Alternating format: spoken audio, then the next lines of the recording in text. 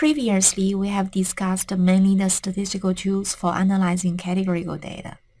We will move on to the techniques for numerical data when the number of populations is 2 for this video and at least 2 in the later videos.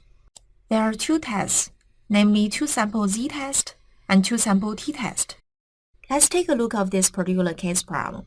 A survey of 120 sales professionals was conducted to study the relationship between the years of experience and salary for individuals employed in inside and outside sales positions.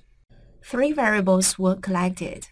As shown in the table at the bottom, we collected salary information, position inside versus outside, and levels of experience from these 120 sales professionals. The sample is 120 sales professionals, and the population is all sales professionals. Based on the sample information, we want to be able to say something about the entire population. The variable of interest for this dataset is the salary. We are dealing with the numerical data here. We can classify the sales professionals according to their positions and also levels of experience. Based on this dataset, we can ask a variety of questions that can be solved using different techniques. For example, can we conclude that the average salary of all sales professionals is higher than $60,000? There is only one population involved in this hypothesis testing question. We want to compare whether mu is higher than $60,000. $60,000 here is the reference or threshold constant. The technique is a regular z-test and is an upper-tailed test.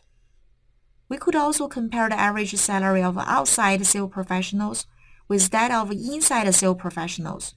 For example, to test whether the average salary of a sales professionals in an outside position is at least $20,000 higher than that of sales professionals in an inside position. There are two populations involved here, inside sales professionals versus outside sales professionals. Alternatively, we could also compare the average salaries across 3 different levels of experience. In this case, we would have 3 populations because there are 3 different experience levels. One population case has already been addressed in earlier presentation.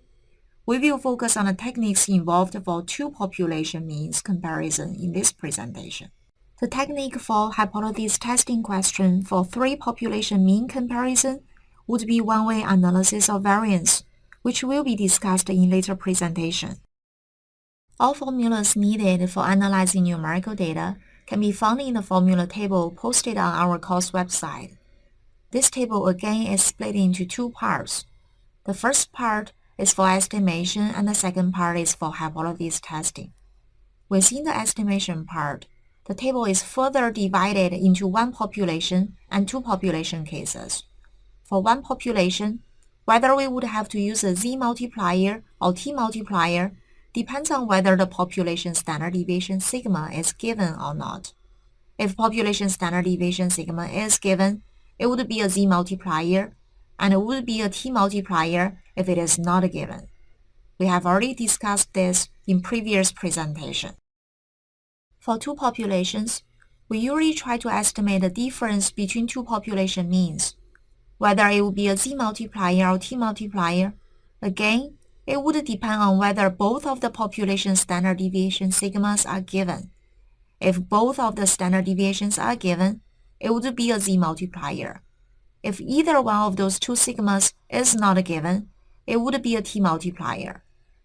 When we look for the t multiplier using the t-table, the calculation for the degrees of freedom is more mathematically involved, and we may also need to remember to round down the fractional to the integer to get the correct degrees of freedom.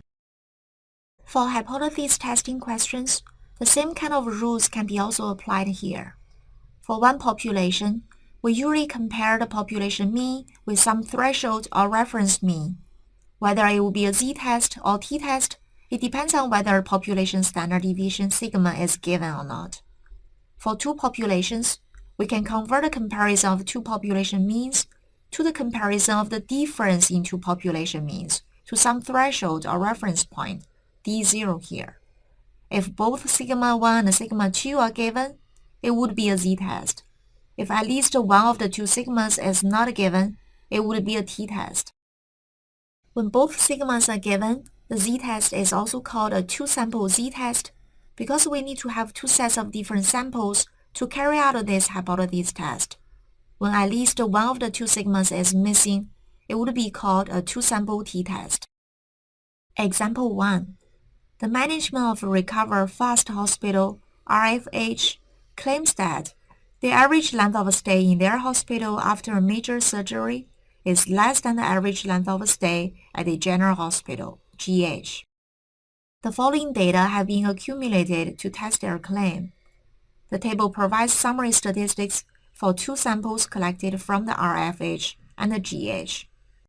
Using the p-value approach, test to see if the average length of a stay in the RFH is significantly less than the average length of a stay in GH. Assume alpha significance level is 5%. This is a hypothesis testing question, and there are two populations involved here, RFH versus GH. We first represent all the summary statistics using the symbols. I'm going to call the RFH as my population 1 and the GH as my population 2. You could also call GH as your population 1 and the RFH as population 2, or the population GH or population RFH. It does not really matter as long as you stay consistent in the later calculations. We have sample size N1, that is 45, N2, that is 58. Sample means X bar 1, 4.6, X bar 2, 4.9. Both population standard deviations are given. We have sigma 1, that's half, sigma 2, that's 0.6. Because both population standard deviations are given, it would be a two-sample z-test. We want to see whether the average stay in RFH, that is population 1, is much less than that in GH, the population 2. So the alternative should be mu1 is less than mu2. We want to express this relationship in terms of their difference.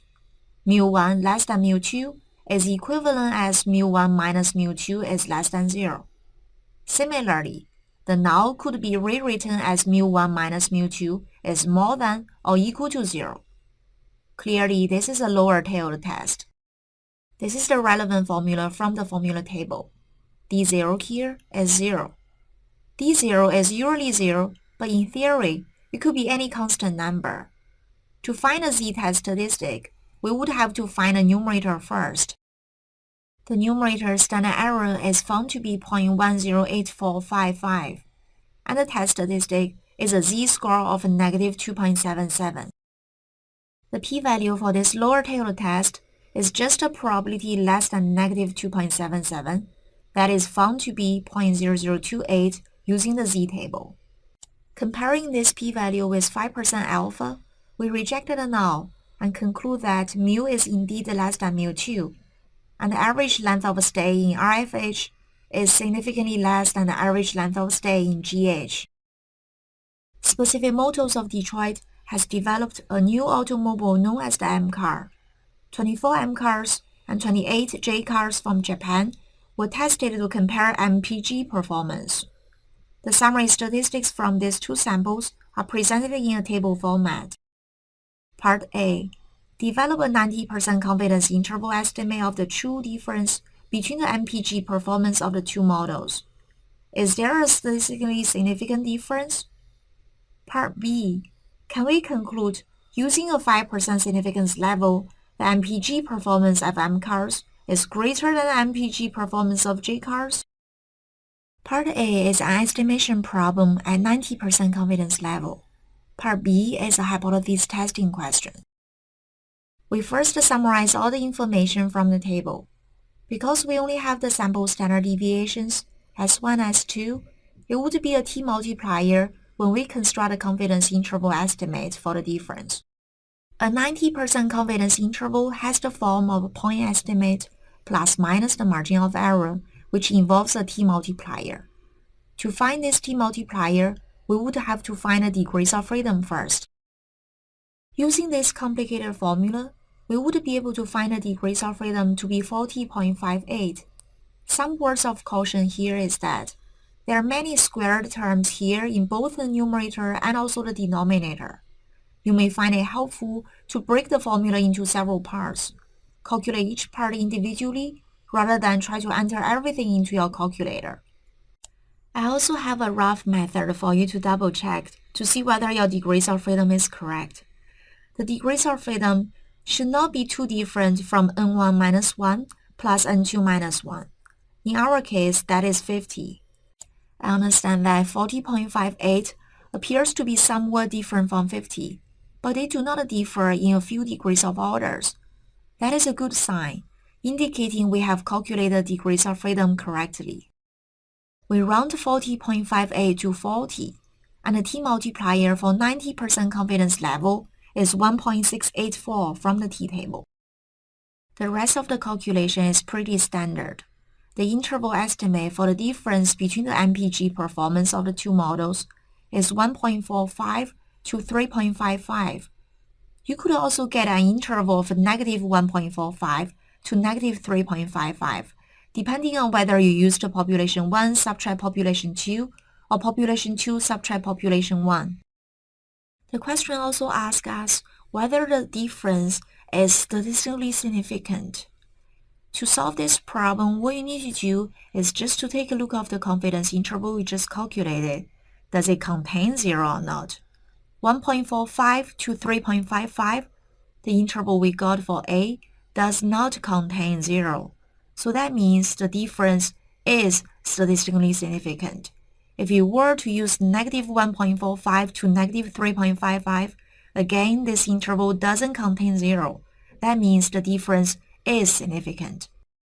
For the hypothesis testing question in Part B, this test is going to be a two-sample t-test. To see whether the MPG performance of M cars is greater than the MPG performance of J cars is equivalent to check whether mu1 is greater than mu2. The alternative can also be re-expressed in terms of whether their difference is more than 0 or not. This is an upper-tailed test. Using the formula for two-sample t-test given in the formula table, the test statistic is a t-statistic of 4, and the degree of freedom was also calculated to be 40 as in Part A. I'm taking a p-value approach to solve this question. P-value would just be the upper-tailed probability for 4. This is found to be a probability that is less than 0.005 using the t-table with degrees of freedom 40. Because this p-value is less than 5% alpha, we reject the null and conclude mu1 is indeed greater than mu2. The MPG performance of M cars is greater than MPG performance of J cars. This concludes this presentation. I hope these examples have made choosing between the two-sample z-test and two-sample t-test slightly easier for you. The key is to see whether both of the population standard deviations are given or not. If at least one of them is not given, we would have to use a t-test, which involves a complicated calculation for the degrees of freedom.